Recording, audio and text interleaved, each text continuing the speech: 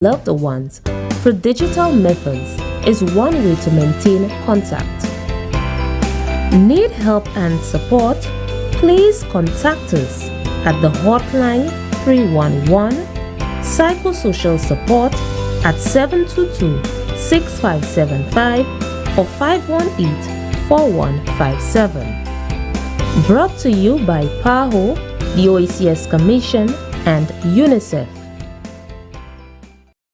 I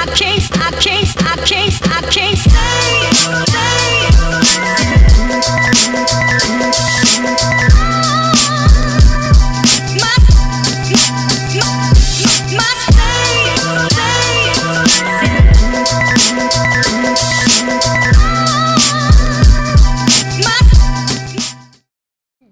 Good morning, everyone. Welcome to this show. It is the middle of the week, well, the work week anyway. It is Wednesday, March 24th, 2021. My name is Tresha Lionel, and we are here once again looking to discuss many of the pertinent issues happening in the country and elsewhere if we feel the need to. But before we get into it, let me just say good morning to everyone in Vieux Fort.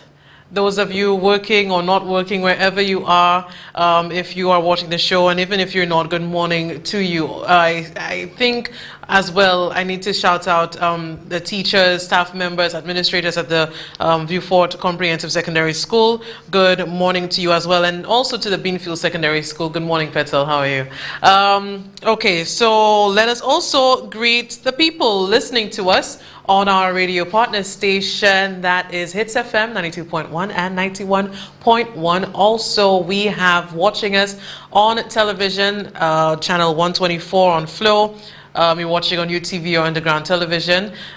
Good morning to you as well. And of course, we cannot forget the people watching us on the social media lives where we're on at this moment. It's streaming now on YouTube. We have YouTube today? We're on YouTube, and we will always be on YouTube. I kind of like YouTube. Go on YouTube and view us there. We're also, you know, on our old faithfuls like Facebook. Thank you guys for being with us. Thank you for spending your morning with us. And we also have Twitter and Instagram and Twitch and all the others. Okay, so now that I've said that, and I already have the bombers, and I say good morning to everyone, let us get into, you know, something that I saw earlier. And I really had to take my mind, just wrap my mind around the whole issue and whether there was, you know, any real premise to it. And that is the sort of accusations being leveled, I think, at Vieux Fortians, especially young Vieux Fortians, that we're being called different things. Let's take a look at the first image, where we're being called lazy. It says here by Kingsley Emmanuel, that's a Loop article. It says, fast money, business owners say Vieux Fort young people are lazy. It continues to say, are the young people of Vieux Fort lazy and don't want to work? The answer is yes for owners of some of the well-established businesses in Vieux Fort, which in the past have employed young people of the community. Let's go to the next one.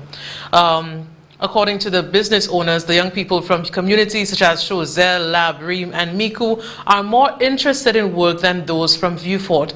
This may be quite evident by the number of residents of these communities that are currently employed in business houses in Vieux Fort. This perception of the work attitude of the young people of Vieux Fort is also shared by residents in many other communities in the south of the island. It's saying here that there are a number of business owners in Vieux Fort on the topic. Their remarks on the work attitude of the young people of Vieux Fort were very uncomplimentary. However, they only spoke with Loop on condition of anonymity. I hate to say that word, I'll skip it, for fear of affecting their relationship with the community and losing customers. Let's go to the next one. It says here there are other people, business owners, who says they've tried teaching some young guys in Vieux Fort how to do things, but they were not interested. They've stopped helping ghetto youth. They're just looking for fast money, and many other things being said. So I think we're good with that. But you get the gist of what has been said and what's being put out there by that news outlet.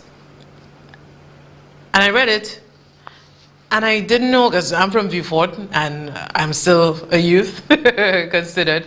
So when you hear these things and, you know, people being painted, you know, just all across the board, that young people are lazy and they don't want to do anything, you don't want to hire them, I do think that is an unfair statement to make. I don't think that should have been written in such a way, and I say that with all due respect to the author.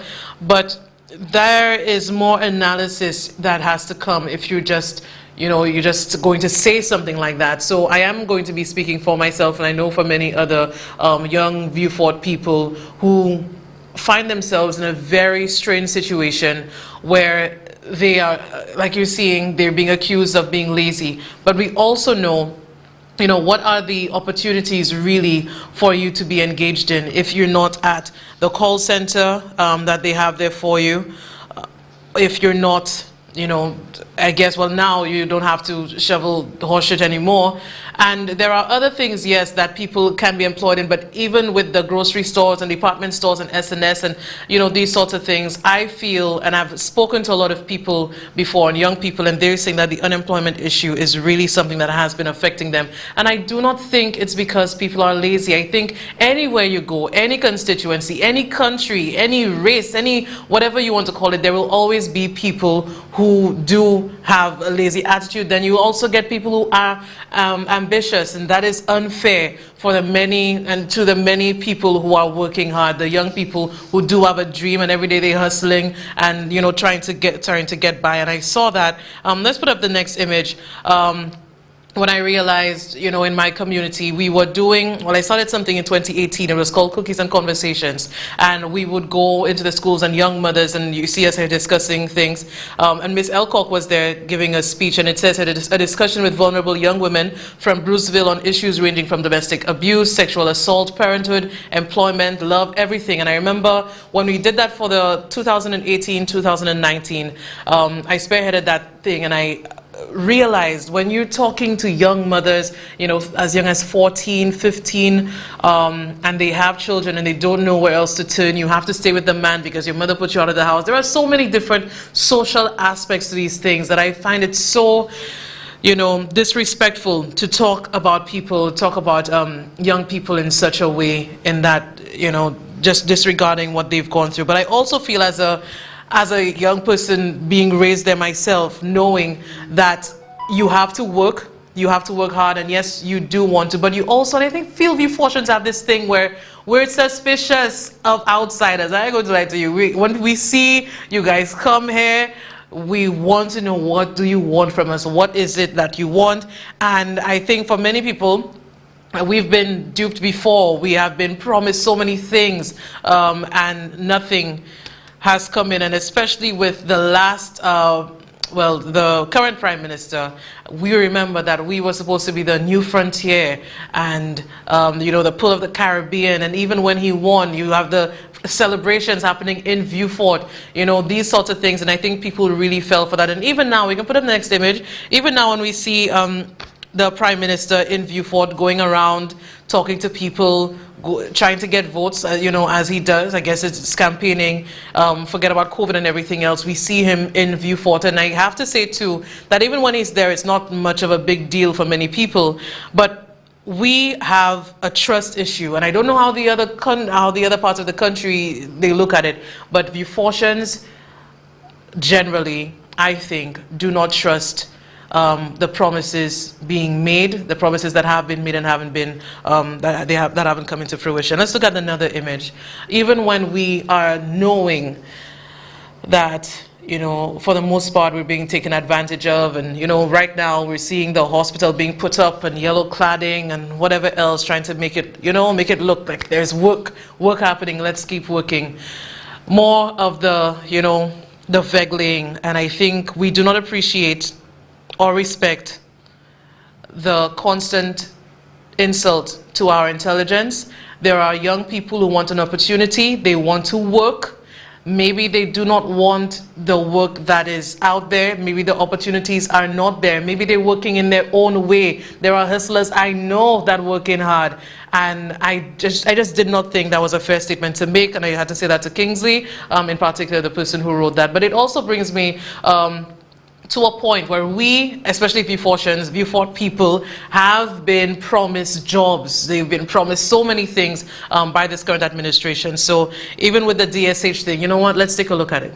He has been overwhelmingly surprised at the caliber of the young people in the South and how trainable everybody has become. When people say I am from Viewfort, soon people will not know Viewfort. You are from the Pearl of the Caribbean.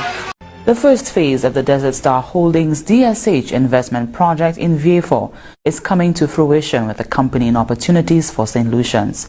The newly built horse racing track on December 13, 2019 will welcome the Peter Cup. That when people say I am from Viewfort, soon people will not know Viewfort. You are from the Pearl of the Caribbean. The National Apprenticeship Program has facilitated the training and certification of more than 20 persons. It will employ hundreds of people and blah, blah, blah. When the horse racing track begins, young people from everywhere will be employed. About jobs. How do you know that, Colin? From DSH. Of course I know that. To employ, I'm hoping close to over 1,000 young persons. Now we're looking at over 1,500 jobs. Chinese workers in a free country. We have been in discussions with construction companies from China.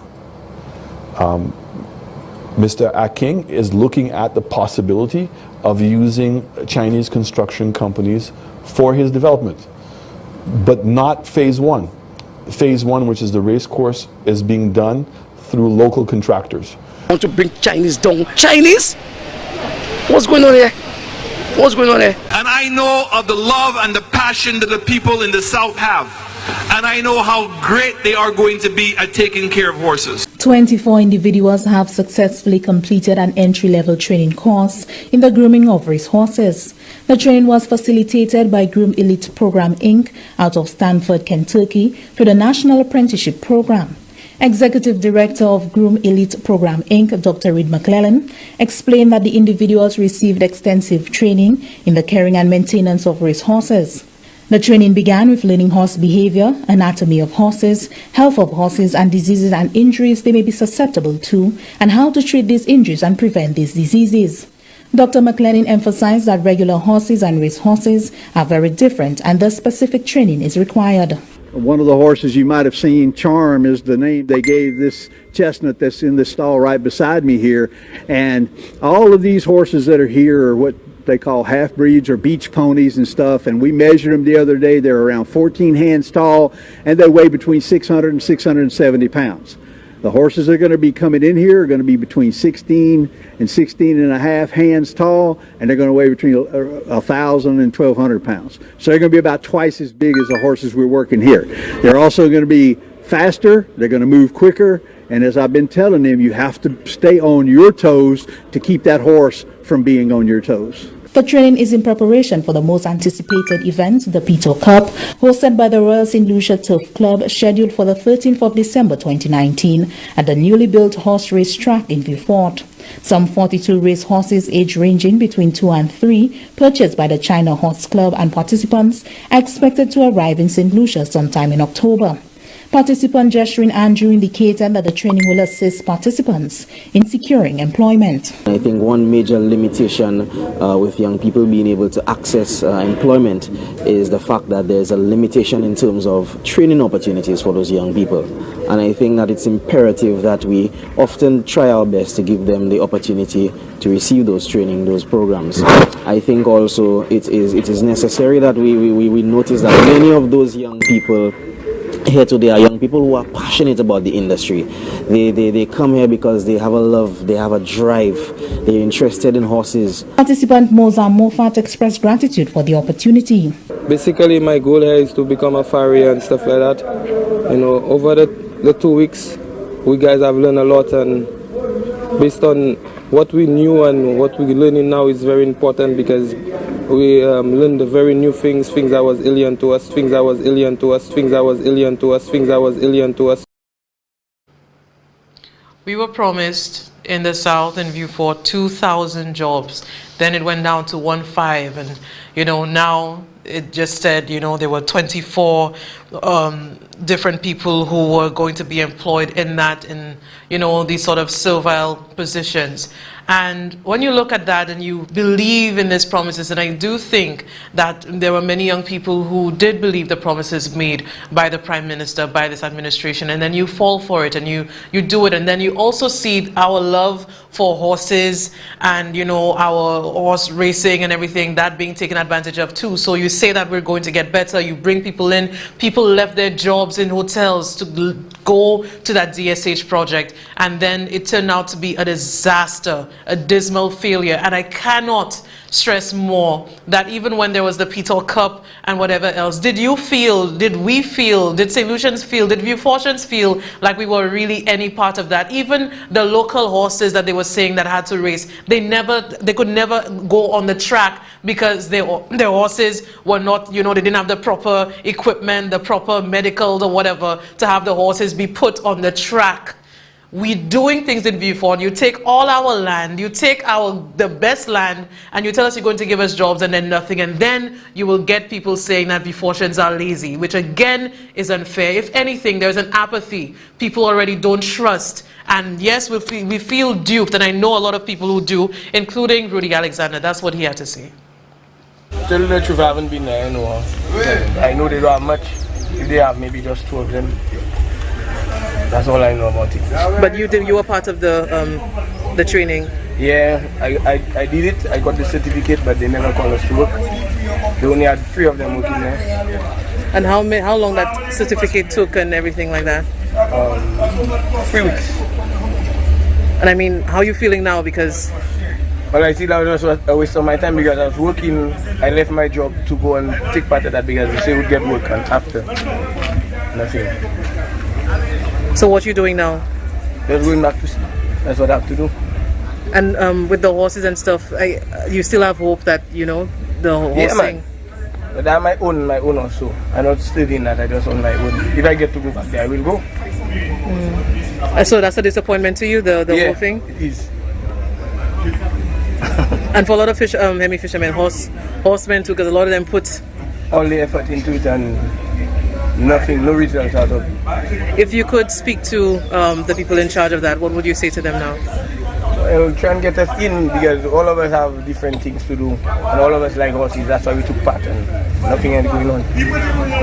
And I mean, how do you feel if people say, you know, they told you so and that kind of thing? You feel like you've heard anybody say anything like that to you before? Yeah. And one of my friends, I think he's the best, I think, in the horses here. He told me like that's just a waste of our time, and I told him I wanted the experience to go to see if I can go somewhere else to become somebody in that, and nothing happened. And I've said this before, but I don't know if you know what it is to have a dream, to have some hope, you know, to see something, see a trajectory, see a path for yourself, and you're going to go and get it, and you make a decision based on the promises made, and now, because that has been a failure, he has to now go into fishing, and he by the pond every day trying to see what he can do for himself. And that is just the reality for many other young people who did place their investments, did place their hope in this DSH project, and nothing has come out of it, and then we want to come and call Viewfortians lazy. I don't see how that will work, but I also would want to know how, you know, many Viewfortians feel, because there are more promises to be made in the South, and the South will still be the new frontier, and more things, and more Vegley, and make Viewfort Miami, Tutkalte Bagay. This cannot happen. I do not think we should be disrespected, continually disrespected. And I think too, being from Viewfort and knowing that we are a people unto ourselves, people don't understand how we think, that sort of thing, but you know, everyone has a dream for themselves. And I think with parents, I can speak for mine. If my grandmother works in a factory, she's worked in a factory for 30 years. My father is a fireman working for 30 years. And even when they worked, my mother worked, my grandmother, my auntie worked step. You know, they worked nice. They were part of the Proud program. I know people who were part of the Proud program that got land to be registered in their name. These things give you a sort of dignity. So there is no shame to me that, you know, my relatives are working step, and look at your mother, look at your grandmother for cutlass, these sort of things. I've never ever mattered to me. It didn't matter to a lot of young people who saw their people working hard. There's no shame in that. The real shame and indignity of this is putting things on the side and relying on the word of someone who comes to you in your community to say he will make it better, and you trust them, and then you're left with nothing, and later on you are called lazy. That there is a shame in that. There is no dignity in that, and I think you know, that's where it is. And it's not just people like Rudy Alexander who have now been, you know, displaced and you're unemployed, but other people, older people, cattle farmers too. They too were affected by this mismatch madness of DSH that made no sense. Let's take a look. 6 cattle farmers from Vieux Fort have entered into a legal battle with Invest St. Lucia and C.O. Williams on the basis that they have suffered losses and damages amounting to over $700,000.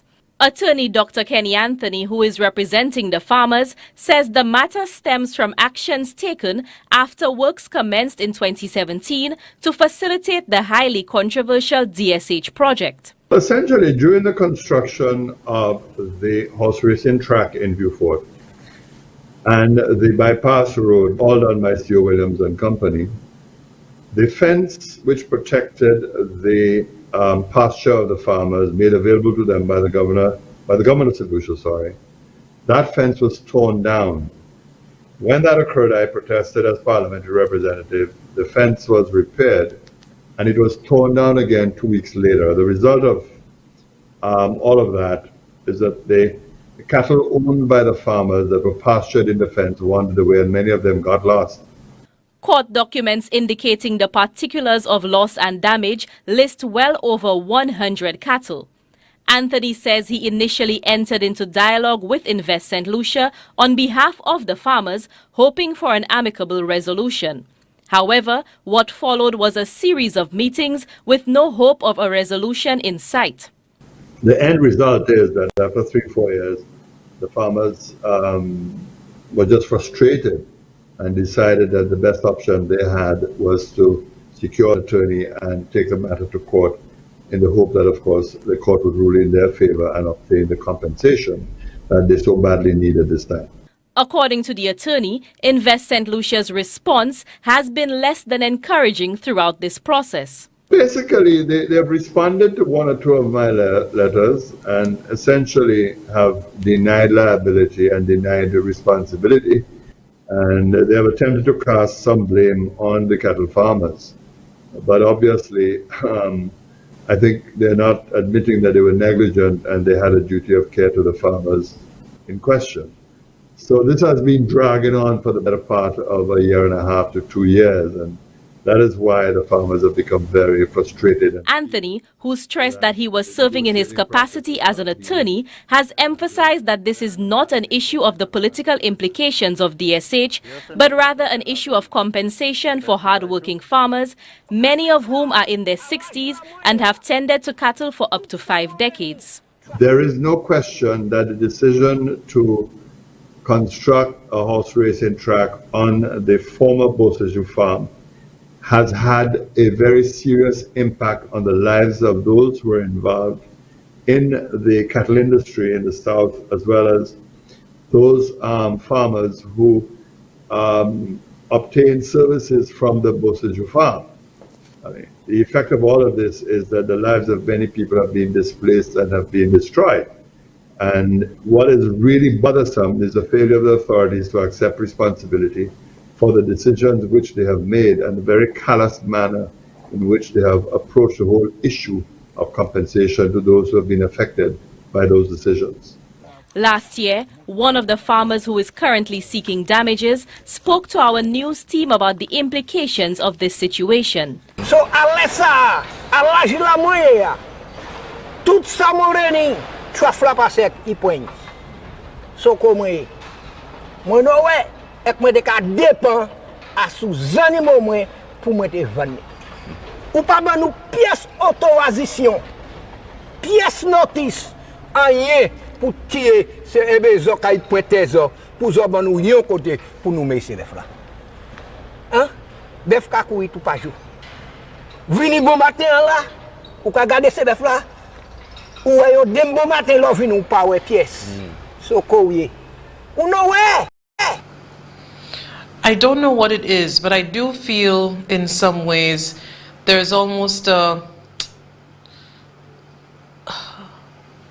I don't know what to call it, like a target on Viewfort, and I don't know whether it's because of Dr. Anthony, but I know that they were supposed to have an administrative building that was just, you know, shut down. I think because it was Kenny Anthony who said it, and then when you won, you have to do it there, and everything else, the DSH and all these things with cattle owners being displaced, like we showed you, young people again being unemployed because of the decisions that they made. Just a lot of promises being made, leaving a lot of people in the area not knowing what they're going to do. So when you're not compensating an elderly gentleman, and there are many like him who need to know what they're doing, that continues to be an issue. So when we're talking about employment, when we're talking about who's lazy and who's not, and who's ambitious and who's not, there will be some lazy people everywhere, there will be ambitious people everywhere. People need opportunities, and they need, you know, something that is, you know, equitable, and I do not see that happening in that community at all. I think we're being punished.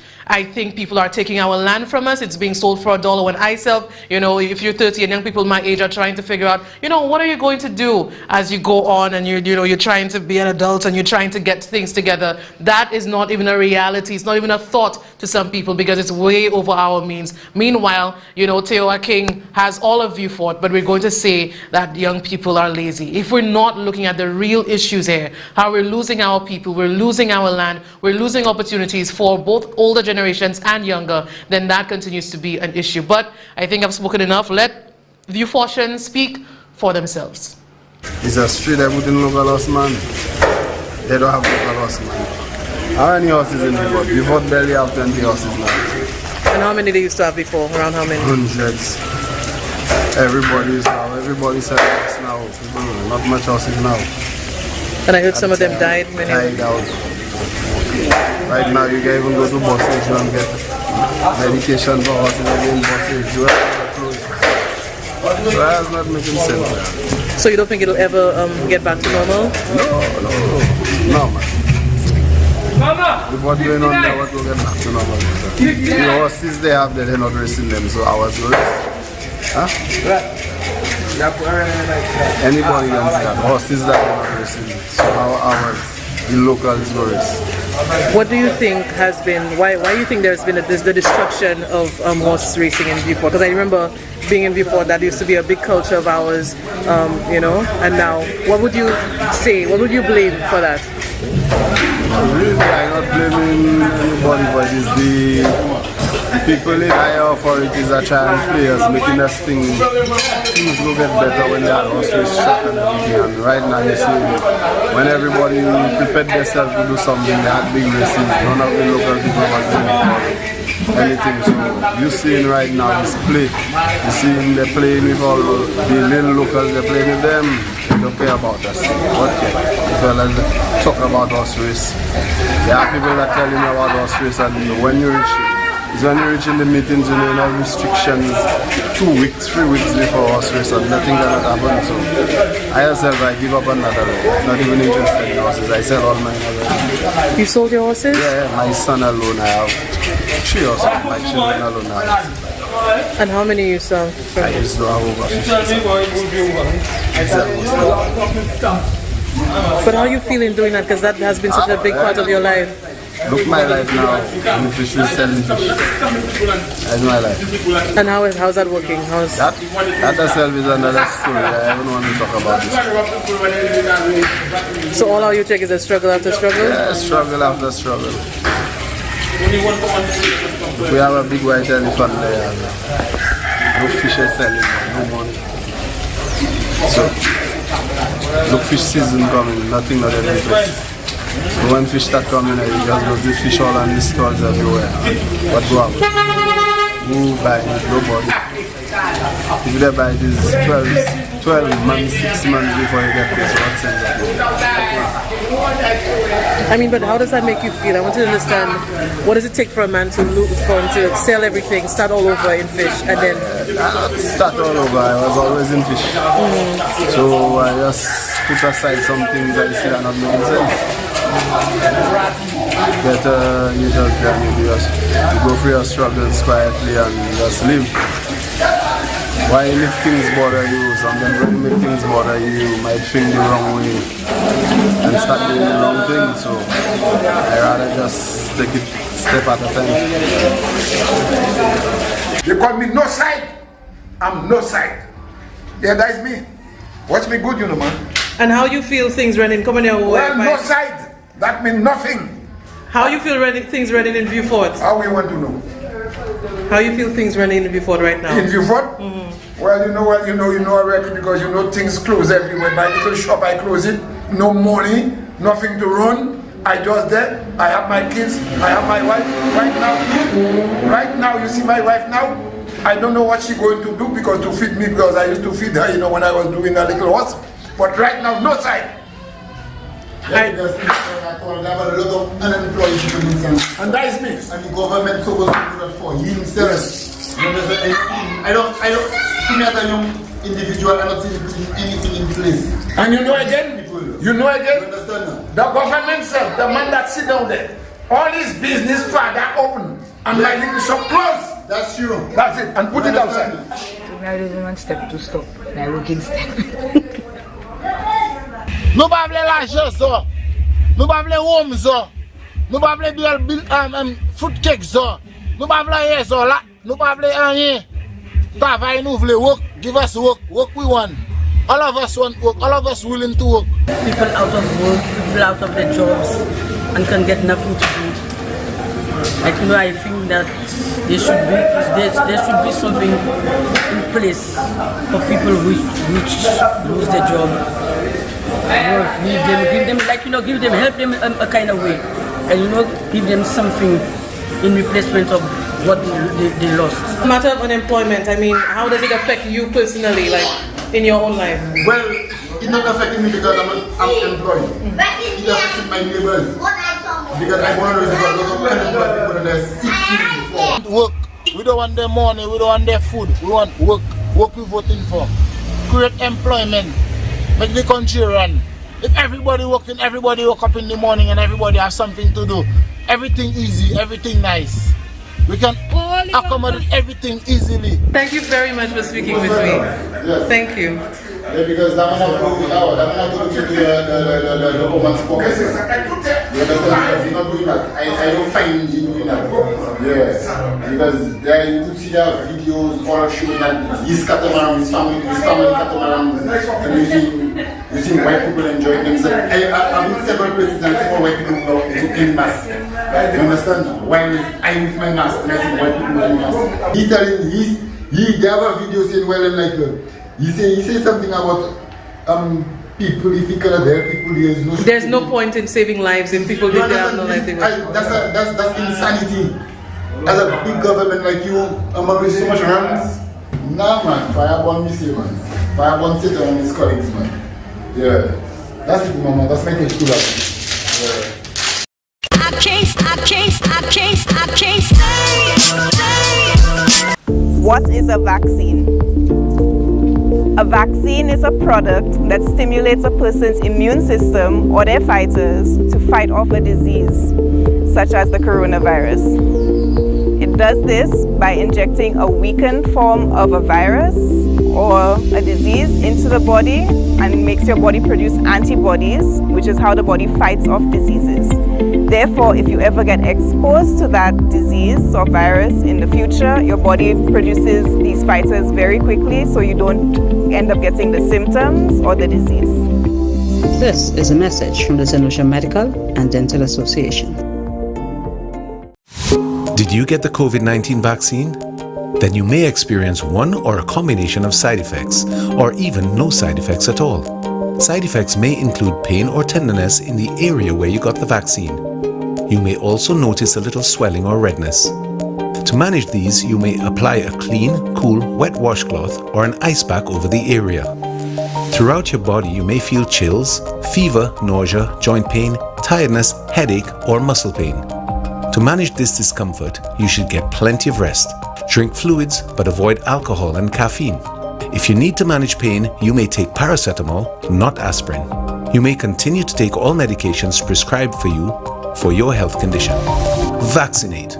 For you, for yours, for us.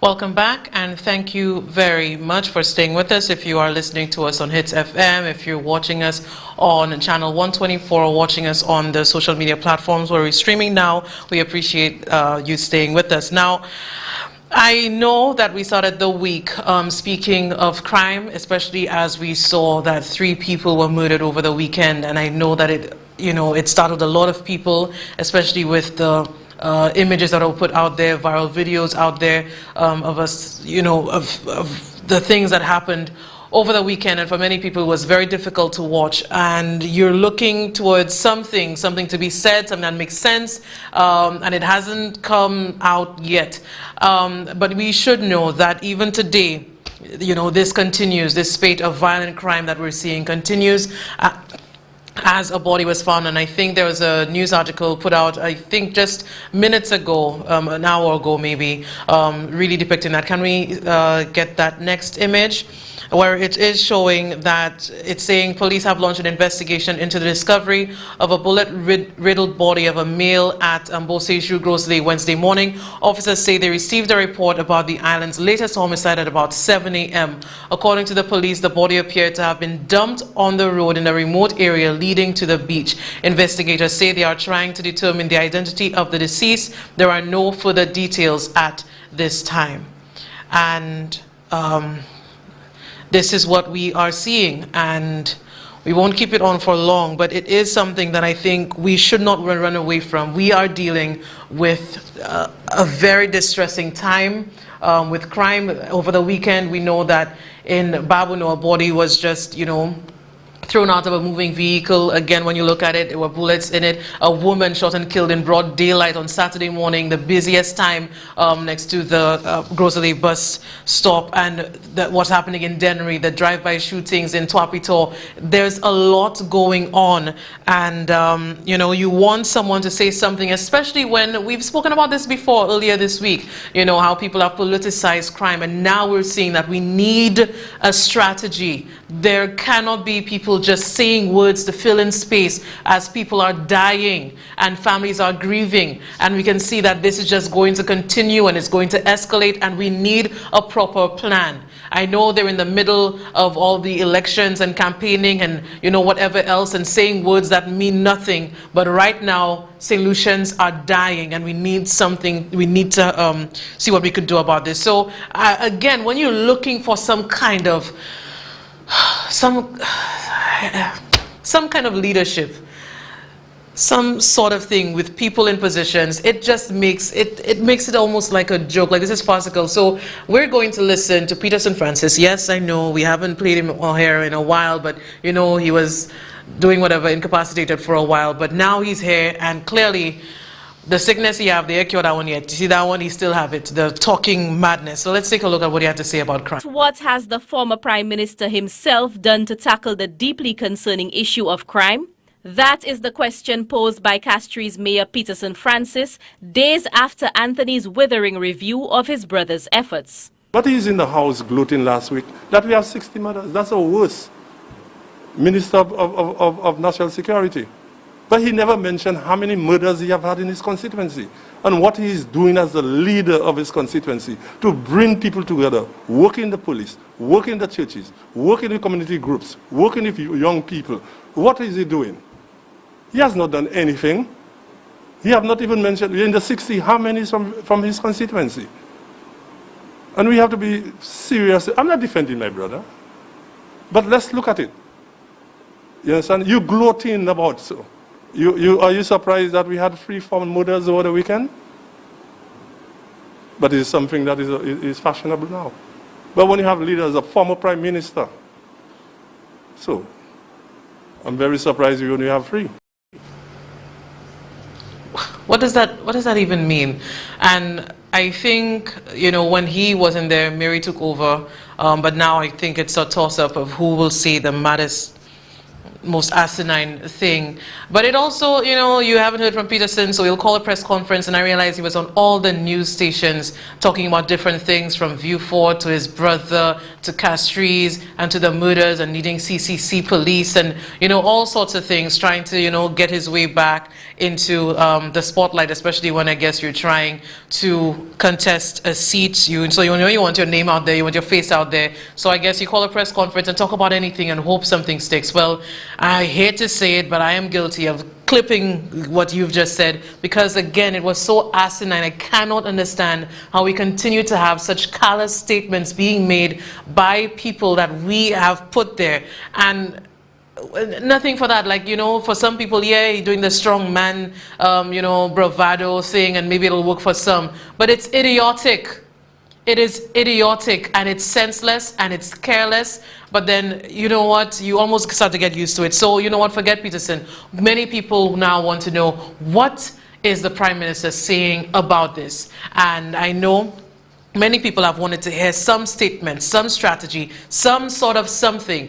Well, we have the Prime Minister. I know he's not speaking at a press conference. No, he is not speaking to verified journalists. He is not speaking at any sort of symposium, nothing of the sort. He is speaking once again on Sky FM with Champagne. Just yesterday. I want 2 minutes, 2 more minutes of your time. I cannot get the 2 minutes because sadly I have 2 o'clock. It's 2:06. I just wanted to touch just for a few seconds, but maybe the next time you come here, because we have had a really, really bad weekend in terms of the crime. But the next time when you come on the program, maybe we could touch on that, because this is a concern for a lot of our listeners and our callers. It's a concern for my government. Yes. I think that in speaking to the police officers, they know that their responsibility is to protect lives in this country. They know that they have a responsibility to protect property in this country. And I can tell you, we are sometimes, and rightfully so, hard on the police officers, but at the same time, there are solutions. Mm-hmm. Do not believe that they don't want to succeed. They do. I said that to solve crime in this country, it's not one thing. Mm-hmm. Courthouses. Yes. Social development, creating after-school activities, dealing with attitudes. Too many people who is domestic crime, husbands and wives, yes. Brothers against brothers, yes. Cousins against cousins. Yeah. The police can't stop that. That's true. So I'm careful how I say these things, Champagne, because I don't want anybody to believe that we're running away from what the issue is. Gang-related killings, you have to have intelligence, and you have to be able to now give gang members an alternative lifestyle. This is not going to happen overnight. We have the cameras up north. We're trying to get the cameras now in the rest of Castries. We have the new forensic lab. We have a new a crime scene investigating team that's taking place. The biggest issue is what? Guns. Mm-hmm. How do we stop the guns from coming into St. Lucia? Because they're illegal. Mm-hmm. Sadly, containers. That's right. Barrels. Mm-hmm. If we can't even stop it in that, far less people who are bringing it in from the coast. Yeah. All right? We want to upgrade our ports so we can put the proper scanning facilities in. We have new things that we're putting on the ground now to find guns in the different communities. Okay? But I want you to know, my government takes this serious. I was not happy, and nor is anybody else about the 4 murders that took place, but they're not related. I am encouraged that we have 10 measurements of serious crime in this country, and there's been collectively a 20% decline in those numbers. Really? Yeah. Sadly, murders is not one of them. Oh, okay. Okay? Okay. But things like robberies, car thefts, narcotics, etc., are all down significant numbers. Okay, that's so good. to say that the police have not been successful, that's not true. Mm-hmm. Okay? And from where they were and the resources that they had, we're getting better.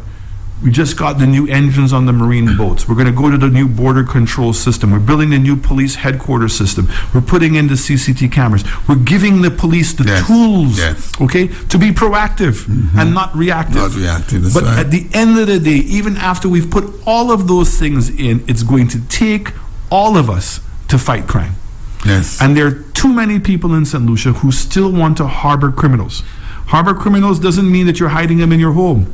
Harbor criminals is that you know that somebody did something wrong and you're not prepared to report, which brings in another problem. That when we have people who are willing to testify, how does the state protect them? And people are still not secure, and you know that, Champagne, that the state is capable of protecting them.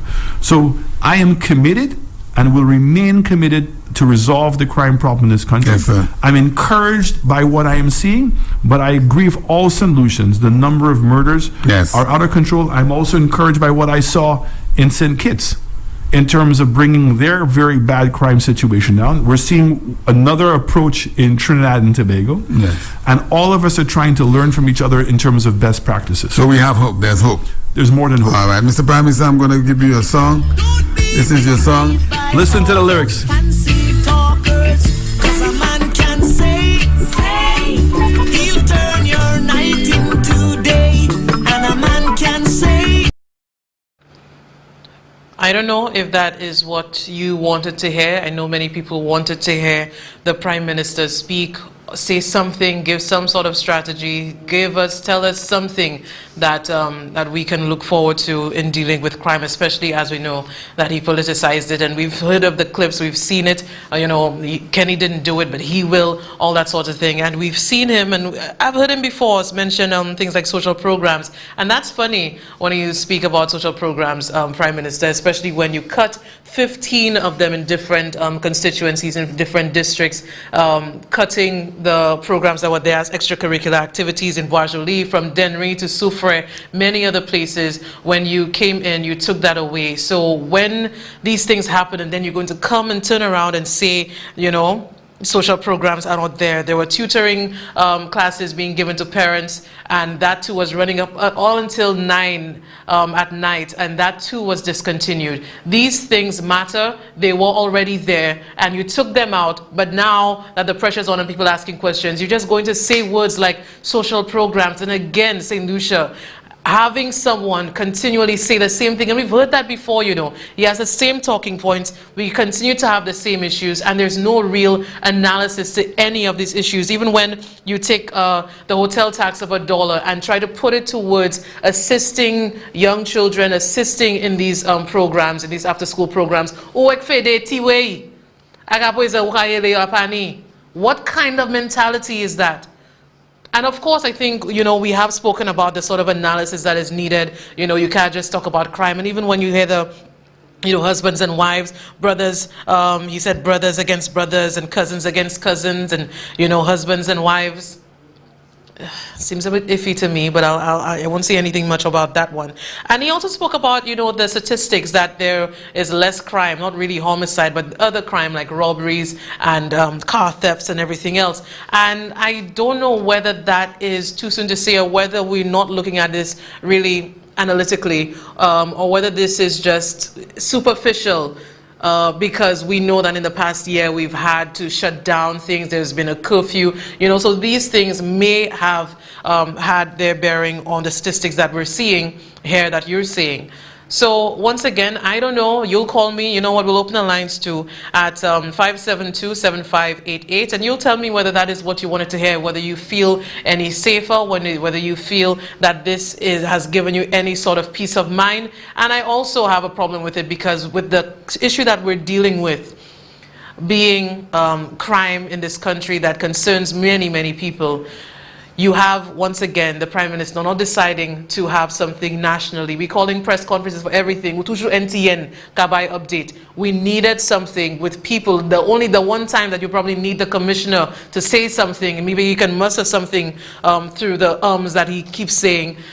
We could have gotten something like that, but instead you're getting it once again on Sky FM with Champagne, whose only response to anything is, wow, preempting the Prime Minister before he says anything and agreeing, nodding his head before the Prime Minister says anything. Where are the questions? Where is the real analysis? You cannot just say that. And even then, he had to squeeze in 3 minutes to talk about crime, one of the more pertinent issues that we've had to deal with. This is not enough. It's not enough, it's lacking, and you cannot get by more and just spewing nonsensical. Let's take the call. Good morning. Morning, Tresha. Good morning, sir. I prompted me to call is when I heard Alan Shastney talking about the statistics on the crime, and he's praising the fact that theft and robberies and these things has gone down. But Trisha, that simply may not be true. I'll tell you something that has been happening for the past years on the successive administration. I don't know if it has happened to you as well. People have lost confidence in reporting break-ins because nothing comes out of it. So they choose not to report. But that doesn't mean that there are not break-ins. As somebody, a fabricator, somebody who does burglar bars and stuff, I'm telling you, there's a huge demand for security right now. Huge demand. And that is why I was arguing the point that when Alan Shastney was talking about the unemployed figures, and where they claim that the unemployment figures dropped and in the different sectors, that's why I was questioning, because I'm saying that where the huge employment has been happening is in security companies, yet still that was not highlighted. You know what I'm saying? So the figures that he's given there not necessarily have to be right. Now let us go to Cabot and the enjoyment that the government is singing praises. I will say to you, Trisha, I have it on good source. I did not reveal that when all the whoop rap was on because of my affiliation with the said person, and that gave me the story, the scoop. NIC wanted to purchase that land. NIC wanted to purchase that land to do the same, not necessarily a golf course, but they wanted to purchase the land. So the monies that they're claiming that they got back, yes, they got back the money. They got back the money in a quick time. The fact remains that NIC could have made much more on that property if they had allowed them to purchase it. So the question is, who actually caused NIC not to purchase the land? And who instead caused NIC to give a foreign person, borrow somebody outside the money to purchase the land, to make millions of it, whereas NIC could have made that thing. So I don't have a problem. The land, it said that though it was on the receivership. The problem I have is the fact that it could not take us to borrow these people that money to buy the land and make millions of it, whereas NIC could have purchased the same land. And somebody need to answer these questions. Good point, caller. Good point. Right. Thank you. I think you're absolutely correct, because yes, they're all about and happy, you know, we got paid back with interest. I think that is so ridiculous. I watch the people like Sazokadi, how can you look at yourself and see people come there, take a loan, give it to them, and then they're making 50 million US, that is 137 million EC dollars. Ekyobao 32, 43, and you know that's okay. You don't see that there was a huge opportunity there for you to make your own money. It could have helped us a lot more. And even when you're doing that, the blind lady that y'all wanted to musty pay on, you're nothing for that. You're forgetting that too. There are so many issues there. I don't know how people thinking. Let's take the call. It's been on hold for a while. Sorry about that, caller. Good morning. Yes, hello, Bonchi. How you doing? I'm okay. So Alan Chastain said at one point in his campaign how Kenny didn't stop the crime, but he would stop the crime. But what I'm saying, even in America, like with all the resources they have in America, Americans cannot even stop the crime they are going on in the country. So I like to know, like, what secret he have to stop the crime if that's what he's saying. Like, Kenny didn't do it, but I will stop the crime and stuff. So I don't know. It's been 4 years. I don't know. Do you see the secret? Do you see it as successful? Do you think he's been doing a good job? I am still looking. I'm still looking for the secret. I'm still waiting for him to stop the crime. Because next thing again too, I want to know something. If a foreigner comes to St. Lucia, how long must he stay in the country before he runs for office and stuff? Because to me, we has been disrespected by Alan Shastney and like the way he went about handling things. I mean, like, yo, there's so much people out there that's hungry, that need to work and stuff, and you care about the people. So like, what you doing? For me alone, he just dig a hole, jump in it, and pull the dirt back over it, and just put the rest in peace on it and things. So yeah, because it's probably should have an honor as well. Both he and his cabal, just drop that for 2 years, work out the other side, just still goes on. Yeah. Thank you. Thank you very much, caller. Right. Always appreciate it.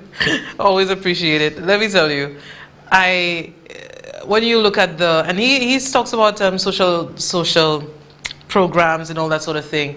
I remember too, don't forget that when you take away the laptops and you take away other things, and I remember, the library, before the library being closed for how long, and these things, the playing fields that are unkempt and nobody are looking at it, nobody are taking care of it, these things, y'all are arresting young children for playing football, COVID wardens are arresting children for playing football, all kinds of madness, and people are sat there, they're just there, their mind going crazy, they're going stir crazy, and I'm not making excuses for what has happened, but we cannot deny the fact that there's a void in people's lives. The assistance, financial assistance, there's nowhere to go. You cut it, and it's not COVID either. COVID, last May COVID. From the moment that this administration took office, we've seen just taking things, eliminating programs, saying that, just Gainasa, and now you want to come and talk about social programs as if you care. Let's take the call. Good morning. Right, good morning to you, Tresha. Good morning, sir. Well, blessed day to you, and blessed day to your station and everybody around you, your family and everybody. Thank you. Yeah, Tresha, I would like to use your platform for a few seconds to say, happy birthday to my only daughter, Elma Wilson in America, celebrating today. Be that as it may. Où quoi oui? Une famille l'Amérique? Non, moi, moi, gros célébration à présent, mais je sais célébrer comme je veux. Ok. Parce que si on cette ici là, même si nous avons Covid, il n'y a pas qu'à crier pour une célébration. Ok. Let me tell you, when I heard about Cabot pay off the loan, the first question that came to mind is, what was the term of the loan? How much it was supposed to be paid, and how long it was going to be paid? Because we in St. Lucia, when we go to the bank, although Cabot didn't put a cent down and they get the loan, but when we go to the banks, we need to put a deposit, and the loan has a term in it that if you paid it earlier than it was expected to, you have a penalty. Because the bank will calculate the interest on the terms of the loan, how many years they give you to pay. So if they gave you 20 years to pay, and you come back and pay in 10 years, you got a penalty. And somebody need to explain that to us. NIC never gave us any information as to how long they was expecting to get payment from that loan. And now that the loan has taken, somebody has been, I heard, but honestly, I was very much disappointed. I can name them. My name is Mike Willie. Disappointed with Charlie and them this morning. Because they need to understand that they have taken loans and need to understand what entails in a loan. Now, yeah, they got in, I heard you this morning to Jugba, my partner, but you were wrong. You are gloating that the loan is paid. Okay, the loan is paid. But one lot up there can pay the whole loan. So this gentleman who came in with nothing, he had no deposit, right? He got a loan to pay to buy the land, and right now he's selling land and he has paid off.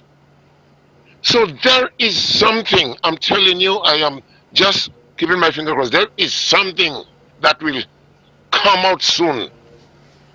Because that whole land deal, people from Invest St. Lucia, people from from NIC, and the government at heart have to come and explain to us why was this loan paid so fast when the gentleman didn't have money to put a deposit. And then I remember I saw what's his name, Norbert, saying, so what if he's a millionaire or billionaire or whatever? If he's a thousandaire, he doesn't have to put up the money. You can loan the man the money and stuff like that. St. Lucians, I don't know how we are, and I don't know if that's us dealing with the country like a business, but that's not it. Hello, let me tell people something, and honestly, it has become a point right now that the government must, the Prime Minister must come out some things. I agree with you completely, Paula. I am disturbed. I am disturbed about that Leroy John thing. I am disturbed right now about this Cabo thing. And I'm disturbed about a lot that the government has been doing. And in time of COVID, you're telling me every money that you're borrowed of COVID, we still have not bought one dose. We have not bought one dose. But we are going around, and the 25,000 doses of injection we got, we are going around and say, oh, we have done 29,000, 23,000. Where are the second dose coming from those people who have taken it?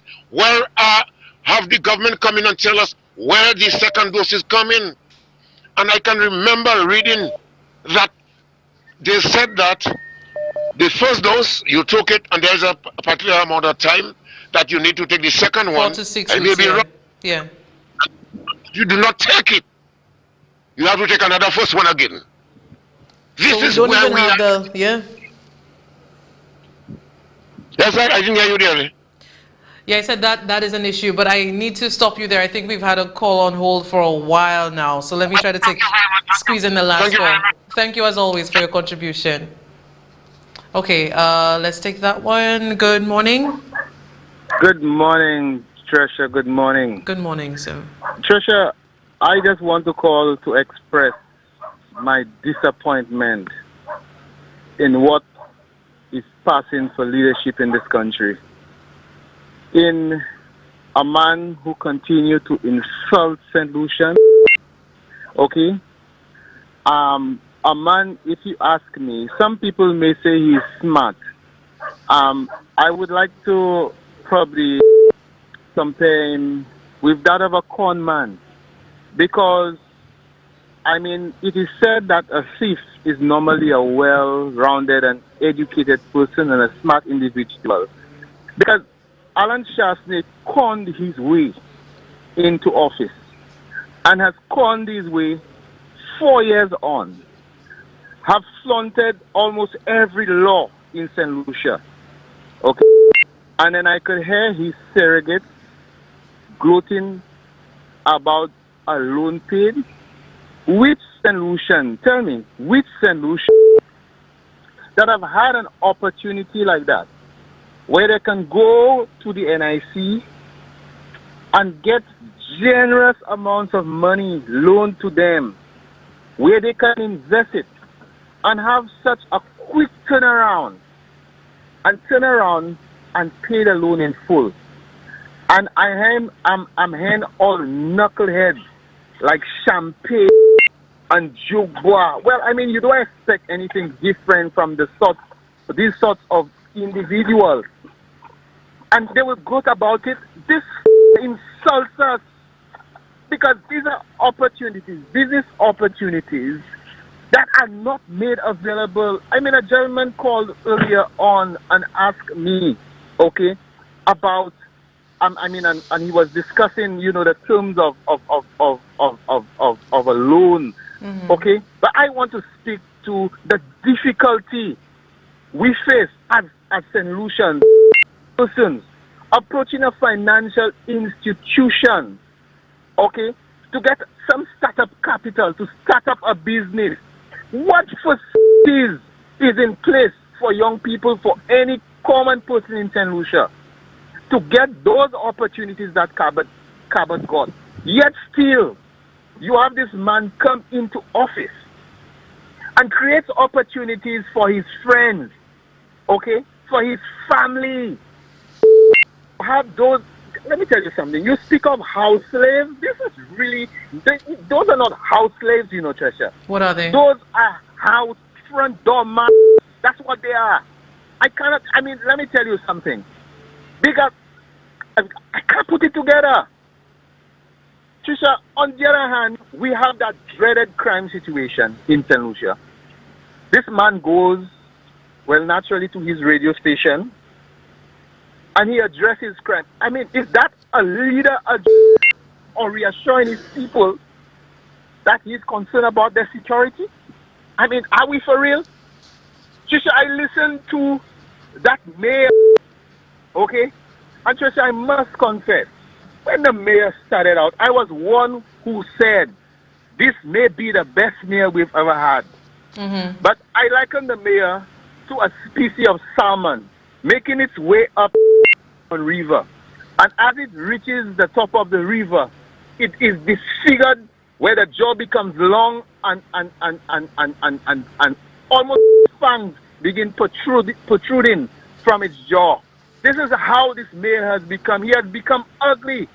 And I'm saying to you, the way this man has treated vendors in Castries. I mean, the young boy pushing a trolley, selling vegetables. Your police, your city police have confiscated the goods, okay? And you want to come and defend your brother's dismal performance where crime is concerned? And say that, he's not just defending his brother. And, he said it in a way like he's already, saying that he's not defending his brother. But Kola, I do have to stop you there. I really have to. I think I'm over the time. I do appreciate your contribution, though. No problem, Trisha. You do have a nice one. I appreciate it. And before I leave, I just want to pray and say I'm praying that St. Lucians come to their senses and kick these guys as far as they can. This is not acceptable. Agreed. It's not acceptable at all. Okay, I want to thank all of you for calling, all of you for watching on whatever platform that you are. We truly appreciate it here. And with that, we have come to the end, and I hope to see you same time, same place. But until then, have a good one. I can't